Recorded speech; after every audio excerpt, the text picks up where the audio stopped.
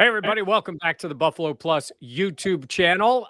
Make sure to comment, like, and subscribe. We appreciate all of our subscribers, and we're thrilled to have a guest this week who's going to get us ready for the Bills taking on the Miami Dolphins in Orchard Park on Sunday. Will Manso from Local 10, WPLG in Miami. You do a bunch of stuff down there covering all the teams. First of all, welcome to the Buffalo Plus podcast. It's good to be on, Mike. I wish we were doing it with a 6-1 matchup against 5-2, but it's not working out that well, unfortunately, for the Dolphins. All right, I do want to get into your history. I think people like to know that, the guys that are the people that are covering the teams and the perspective that they have. But let's start right out with that. Yeah. This was a 10-win team. This was a team that looked like they were on the upswing coming into this year, and it has gone south. What has been the biggest issue for this Dolphins team? Well, you could point at the offense and the uncertainty at quarterback and, Tua being hurt, all the Deshaun Watson talk hanging over the team. I mean, I think that's all legitimate, but I think the biggest disappointment when you really look at the bread and butter of this team going into the season is the defense. And, a lot of it can be put on the fact that the offense, especially early in the season, was a lot of 3-and-outs, a lot of getting off the field quickly. The defense would tire out and struggle early, as the game went on early in the season. But of late, it's just been blown opportunities. I mean, a perfect example is last week against the Falcons. Tua goes down, they take the lead with a couple minutes left. Your bread and butter, your big time defense, it's supposed to be the core of this team, goes out and it allows Matt Ryan to go right down the field, make a few big plays. Falcons kick a field goal at the end and win the game. So that's probably the most disappointing part. But I think as a whole, Mike, honestly, the cloud that's hung over this team, they didn't really answer the offensive line issue this offseason. It has kind of fallen flat. They don't have a primary running back. They kind of just rotate multiple guys, none of which has stood out to this point. So when you put it all together, this has just been a bad football team that's made too many mistakes and doesn't have enough playmakers. Yeah, we'll get back into the specifics of the Dolphins, but you brought up the whole Tua thing and Deshaun Watson. The trade deadline is coming up. It's been multiple. There's reports, obviously, this. There's a lot of stuff gets thrown against the wall. Yeah. But it certainly has been enough that, from what I heard Tua say and Brian Flores, like they've openly talked about it and trying to stay transparent. It's kind of nutty, isn't it? I mean, you usually don't see this, when the quarterback happens to be a guy you just drafted in the first round. Yeah, and not to linger this long. I mean, look, the NFL has changed. We were talking before we went on. You've been doing this for 30-plus years. I've been doing it for 20-plus years, and we've seen a little of everything. I mean, things happen. Guys get traded. Talk is part of the game. But this has gone on since the offseason, Mike. I mean, this is something that started early in 2021, and here we are late in 2021, and it's still hanging over the Dolphins. And as a young quarterback who just got taken 5th overall a little over a year ago, you could say what you want about Tua. Oh, yeah, he's a pro. He should be able to deal with this. He is also human. And to have that hanging over your head constantly, and you said it, they've been transparent with him. And Tua, I thought, was very open Sunday when he said, look, I know the way this works. They've come out. I appreciate Flo has been transparent and Chris Greer, their general manager. But you can say all you want. In the end, you're still human. You're still trying to develop and be the leader. I mean, the quarterback is the leader of your team. It's the guy everybody turns to. And when the guy you turn to is being mentioned every single day as possibly being traded, I don't see how that works in a locker room, and I don't see how that doesn't bleed in onto the field. And you're not talking about just a regular trade here. Obviously, Deshaun Watson, immensely talented, when healthy and able to play. We're talking about a guy who's likely maybe top 5 in the league or somewhere around there. Yeah. That fan base in Miami, are they accepting Deshaun Watson right now if that trade is made, in terms of saying, okay, we'll support this guy even with all this baggage as the quarterback of the team? No, I think the answer is, and obviously there will be people that do, but I think in general, the answer is no, because of the history of Dolphins quarterbacks. It's funny. I got to my job at WPLG. It's the ABC affiliate here in 1999, which happened to be the last year of Dan Marino's career. So I covered Dan in his final year. And obviously it was, he's Dan Marino. He's a legend in this town always. Since then, the Dolphins haven't found that guy, and not that you need to find Dan Marino again, but just a stable quarterback that leads you into the playoffs and is consistent. They thought it was Ryan Tannehill. They gave him 7 years. It turns out he wasn't. He's over in Tennessee having success. People really want their own guy in this town. And when the Dolphins finally committed and said, hey, 5th overall, we're taking Tua. He's got the pedigree from college. He was a winner in college. Let's see what he can do. And less than a year later, you're saying, well, maybe we're going to go out and get a guy who we don't even know what his future is. And Dolphin fans don't take that well because they're buying into Tua. They're buying into okay, you've committed to him as your future. You've got all these assets. Dolphins have put themselves in position the last couple of years to really build a good team, and they haven't. And you're going to trade all the assets you have, plus your young quarterback, and go get a guy in Watson who, as you said, look, talent isn't the issue. He's a top 5-6 QB in the league, but availability is. And to do that, I don't think it's something this fan base wants to deal with. Yeah, and we are talking about the face of the franchise and the quarterback. And up until, well, I guess, a year ago, no one would have thought or had any reason to think anything of Deshaun Watson. But it's not only lingered out there, there's been no settlement. It's not like he's been suspended and now he's coming back. I even point back to a guy like Michael Vick, where by the time he came back to the league, even with all of the people who were against him, he had already lost his contract, been suspended, spent time in a federal prison, and then come back. Deshaun Watson's just been sort of sitting in Houston getting paid. So you haven't even had that portion of it yet. Yeah, and look, Roger Goodell came out in the meetings this week, and he said, we can't do anything right now because we just don't have the information. And that's great, I guess, from a perspective of like, okay, they still have to look into it, but it's not great from the team trying to acquire him, knowing that anything can change. Everybody keeps saying, well, he's not on the NFL commissioner's exempt list, right? He can still play. Well, you know this as well as I do. That could change by the time we finish our conversation here. If the NFL feels it has information, they could put him on that list right away and he's not available. And who knows how long that'll last. And also who knows what then comes in any sort of civil or legal implications. Yeah. It's just one of those things, Mike, where again, this is a franchise that hasn't had success in a long time, hasn't had that quarterback in a long time. And to deal with all of this after drafting Tua just last year is hard to understand. Yeah. And I wonder if, and we'll move on from this, but if the idea is it's next Tuesday, right? And they make a deal, if it isn't almost better for the Dolphins that if they made this deal, that he doesn't see the field, that all the league thing takes place, and then you almost sort of do the reboot for next year, because just throwing him out there now, especially with maybe 1-6, who knows, 1-7 team going into this, it's just going to be a lot for any franchise to handle. He hasn't played all season. He's had this hanging over his head. I mean, he hasn't really been practicing with his team. He's come to a team that, like you said, will likely be 1-7 after this weekend. So before that trade deadline, they're going nowhere this year. So whatever they do has to be for the future. And reality is it would be. I mean, Deshaun Watson's 26 years old. So if you really feel that he's going to have a future and that the legal things are something you could deal with, and again, we don't know that. I mean, it's a lot out there. Then sure, he is your future quarterback. But again, given everything that's happened, that's hard to understand right now for a team that entering the season really felt from within that they could be a 10-11 win team. And clearly they're not in that direction. Yeah. And now you're in a division with Josh Allen. And the Bills were that team. You just said they didn't replace Dan Marino. Well, the Bills didn't replace Jim Kelly. They kept trying different things. And then they hit on Josh Allen. And he has been really everything Bills fans would have wanted, and he dominates the Dolphins. He just does. Even before he became Josh Allen. So true. And that's got to be tough to take. It is, because I remember being at those games early in his career over here in Miami when they played. And he had some huge games here. I mean, with his legs, with his arms. Right. I mean, you see what he's become. And you can kind of see in those games what he maybe could be if he found more consistency, which he has now. But the Dolphins fans look at Josh Allen, and he's the guy that's why you have to be patient. Now, look, comparing Josh Allen to Tua is not a fair thing, because Josh Allen clearly size, arm strength. I mean, there are advantages he clearly has over Tua. Not many guys have the arm strength or size that Josh Allen has. But I think from a development standpoint, he's a guy Dolphins fans look at and say, see, Bills took him, struggled a bit. There was all these concerns about his accuracy and could he be that guy? They worked with him, and now he's one of the best quarterbacks in the NFL. And why couldn't Tua be, in theory, take that track? Maybe not, be Josh Allen, but improve to the point where he could be a consistent NFL quarterback and your guy for the next 5-10 years. I think that's how Dolphin fans look at the situation, because Josh Allen is kind of the dream of any franchise. You get a quarterback, you develop him, and he becomes that star to lead you to the playoffs and potentially the Super Bowl. You can't ask for much more. Yeah, because you say he doesn't have to be Josh Allen. I mean, look in the division. We don't know yet what Zach Wilson's going to be. That's been a mess, but they've sort of been rock bottom trying to go up. Mm-hmm. And you look at Mac Jones, who's very different than either one of the guys, but looks like he can have success. So, I mean, there are different ways to get there, right? You just got to make sure you find the right guy and move on with him.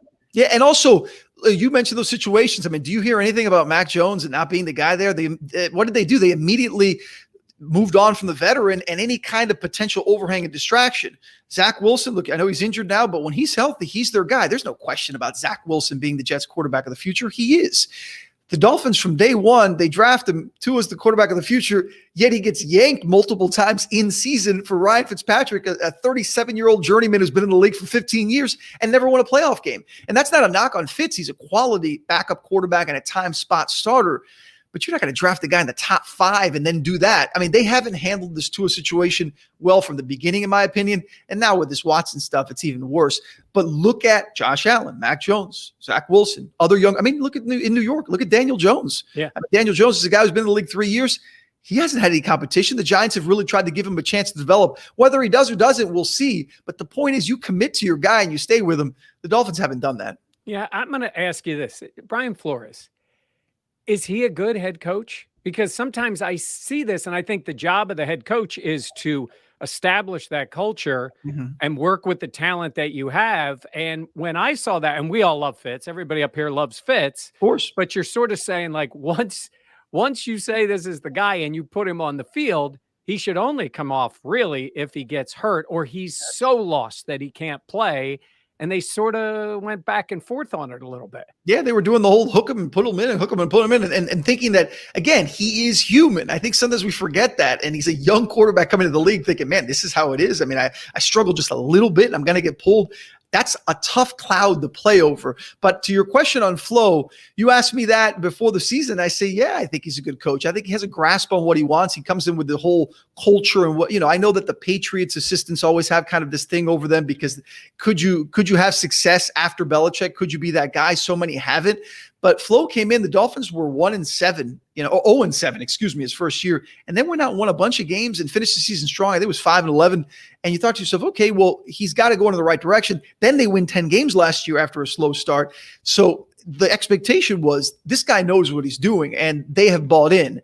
But it's so funny how in the NFL things change. In one season, all of a sudden there's locker room questions. Obviously the results aren't there. The whole messaging with Tua and the confusion, whether it comes from Flo or upstairs from Stephen Ross, the point is the Dolphins look like a dysfunctional franchise and team right now. And that falls on your head coach. Often that's the face of the team and as far as what they're trying to do for the future. So to answer your question is, I think Flo can be a good head coach, but man, this has been a bad year for him in a lot of ways. The optics of it, the game day decisions of it, and obviously the results. Yeah, and you talk about the defense too. I mean, they've spent money, right? I mean, you've got Howard, you've got Jones, you've got guys in the secondary. You would think, but they played well last year. They were very opportunistic, and this year, that Falcons game's a really good. I mean, look, it's Matt Ryan and whatever, but you make that comeback. You need your defense at least once to make a stand, and they couldn't do it. And I would think that has to be maybe even more disappointing because he's a defensive guy.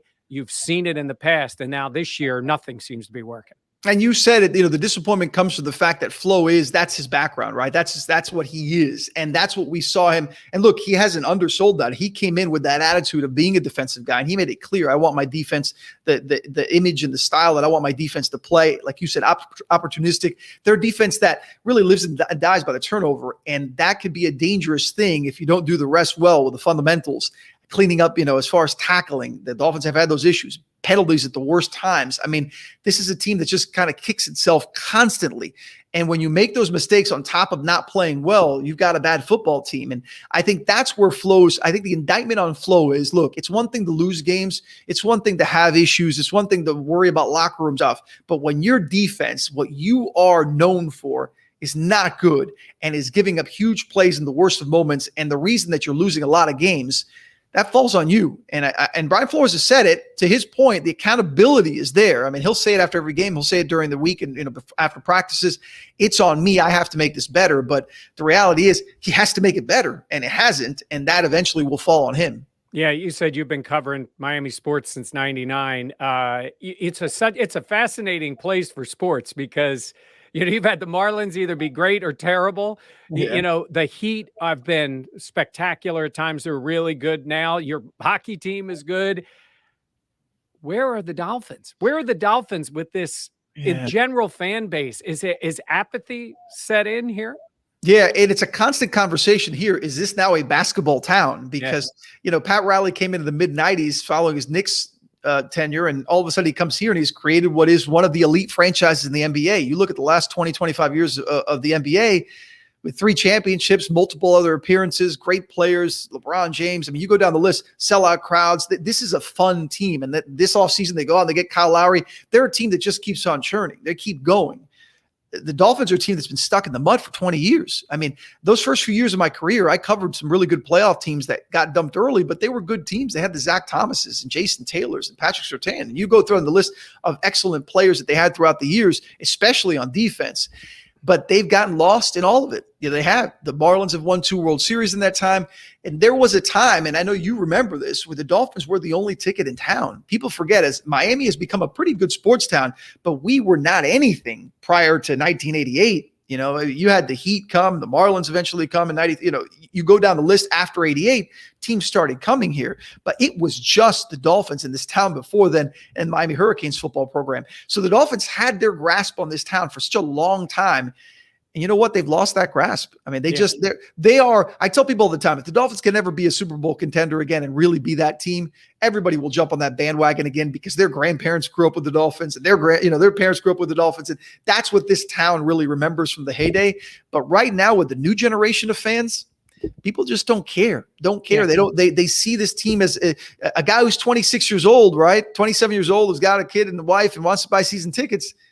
All he's seen is mediocrity for 20 years since he was a kid with the Dolphins. And, with Bills fans, if you go back to, when Ralph Wilson was alive and owned the team, and there was an opportunity for the Bills to move to another division when the NFL had their expansion, and he did not want to lose Bills and Dolphins. I think Ralph also liked, going down to his house in Florida and being there for the games, but it was such a rivalry because it was Kelly and Marino.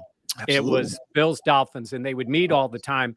But even the rivalry itself, obviously the Patriots' supremacy through all that time just sort of blasted through everything. But I think even Bills Dolphins has lost just a lot of what used to, certainly in Buffalo, would get people going is that. I think it's, the Patriots, whatever they are now, has sort of taken over that. Absolutely. And I think, because to have rivalry, right? I mean, part of a rivalry is that you're competitive and it's fun. And it hasn't been. I mean, the Dolphins haven't been good in a long time. I mean, I've covered, like I said, I've been here 23 years. I've only covered like 3 or 4 playoff games in that time. It's crazy. If you really think about it, if for a franchise like the Miami Dolphins, the history they have, that's just terrible. And it's lost a lot of that luster. And where it really stinks, Mike, is when you go to a game and you see a stadium that fits 70,000, you see 20,000 empty seats. You just do. And that will only get worse as the season goes on. You got a 1-6 team now. I mean, there were a lot of empty seats the other day for the Falcons game. It will only get worse. And you don't see in a place like Buffalo now that they're winning, obviously you see the packed house. You see that. What's the rivalry then? They're going to go into Buffalo. They're going to see one of a Super Bowl contending team with a packed house. And you look at what the Dolphins are. How do you even say it's a rivalry? It's right now they have no rival. They need to figure out themselves before they worry about anybody else. Yeah, it's been tough that way, but I can tell you this. So I got a little, years on you. I was covering the Bills back in the beginning when they were the Super Bowl team. And then we had 2 decades of the drought was the worst. It actually ended in Miami when they finally won that game and made it into the playoffs. But it really came down to the right coach, the right GM, after many mistakes, and then eventually the right quarterback to put you on that path and everybody buying into it. So, it can happen, but there are big decisions to make for any franchise. And is it enough? I mean, look, they traded away their number 1 pick too. I know they picked up another, but they traded away, when you're losing games, the first pick of the draft. At least that's the thing you say, well, at least we've got our number 1 and they don't even have that. So it can be kind of depressing. It can. You mentioned about GM. Look, Chris Greer's on the hot seat. He's been in this franchise a long time. But at some point, you look at the general manager. I'm not a kind of person who calls for people's jobs and says, oh, he needs to be fired. But I mean, I think when you're in that line of work, you know that your results are what matter. And in the end, it's not just the results of the wins and losses, but of player development and the decisions you make with those draft picks. And the Dolphins have not hit on draft picks in the last few years in particular. And you could have all the assets in the world, right? But if you don't use them well, use them wisely and get good players, it doesn't matter. The Dolphins did a great job. I think you look back 2 years ago, I don't think there was a franchise in football that had better assets and the ability to build a winner than the Dolphins. Doesn't mean they were there, but just the ability to do it. 2 years later, they're 1-6. They're trying to trade their quarterback for a guy who may not even play. And all of a sudden, those assets have not turned into special players. They drafted Austin Jackson in the first round. They took a corner late in the first round in McNogany, who barely sees the field. I mean, assets are great if they're good, if they turn out to be good NFL players. And right now, the guys that the Dolphins are taking haven't been. They just haven't been those star guys that you just plug and play, and they're your leaders for the future. It hasn't worked out. So Chris Greer's job is absolutely on the line, as is Brian Flores, and clearly as is Tua Tagovailoa.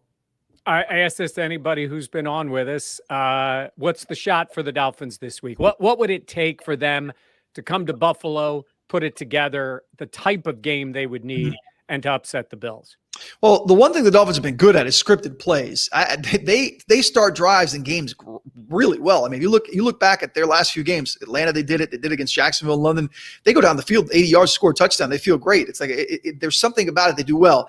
Then the offense just bogs down. Like they can't figure things out. So number one is you got to figure out a way to sustain drives and keep the ball away from obviously Josh Allen. And you've got to. It can't just be you have a good drive and then you don't get heard from again for another quarter and a half, because by then they'll be down 21 and it won't matter.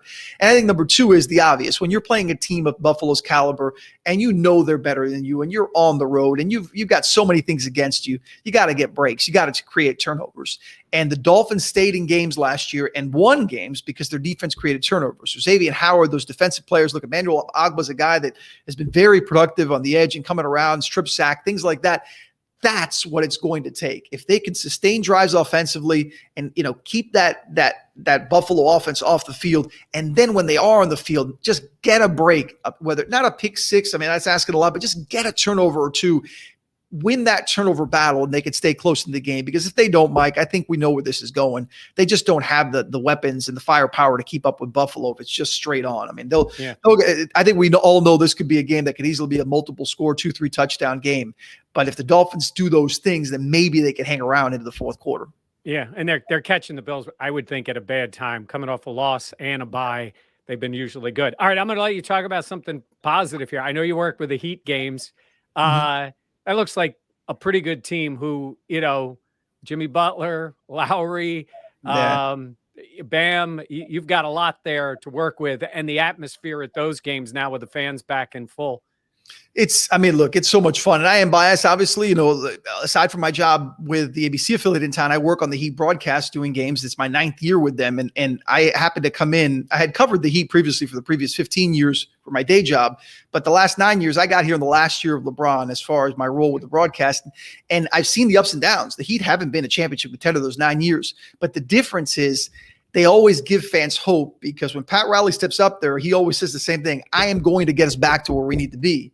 Post LeBron, it took a couple of years, but he got them back to be a playoff team. They went through the whole Wade up and down. Then all of a sudden they get Jimmy Butler. They go to the finals in the bubble year. Last year was disappointing. So they said, you know what? Let's go out and get exactly what we need. We need a point guard. The Heat last year didn't have that floor general. They get one of the best in the league in Kyle Lowry as far as facilitating and leading an offense. So that's the beauty of the Heat to the fan base, is that they may have a down year now and then, but it won't last very long because Pat Riley will fix it.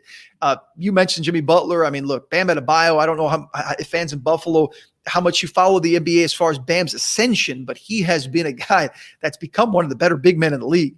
He's a 20, 10, and 5 guy. I mean, that's impressive for a 6'10" guy that realistically plays the center position, but at times he runs the point. He does everything. So they're a fun team to watch. And as we talked about earlier, they've kind of taken over this town. I mean, this really is a basketball town now because people want a winner. And this is a front-running town. You know that, Mike. This is a front. Maybe I know all towns are, but this is really a front-running town.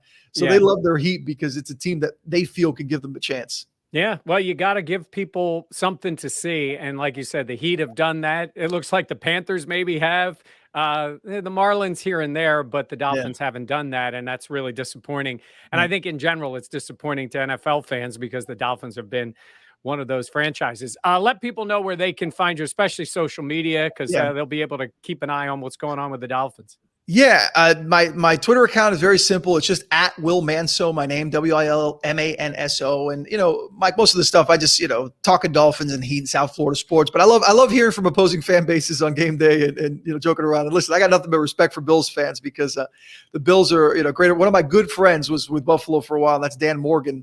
Oh, yeah. I used to do some great work with him with the Canes. He's a former great Cane, and I'm so proud of Dan. He's worked so hard to become. He's going to be a general manager one day in the NFL. There's no doubt in my mind. So he told me some great things about Buffalo, and I know, like I said, it's one of the up and coming teams in the league. So I wish Sunday would be a little bit better of a matchup, but let's hope at least it's a competitive game into the fourth quarter. Well, I think you've given Bills fans a lot. I appreciate the honesty too, telling everybody what it's really like down there, and you would know it after a couple of decades of covering sports. Yeah. All right, thanks to everybody for watching. Certainly make sure to like, comment, and subscribe on our channel. And thank you to Will, and keep covering the team, and maybe they'll make that transition at a certain point like they have in Buffalo. I hope so. I want that rivalry back, that's for sure.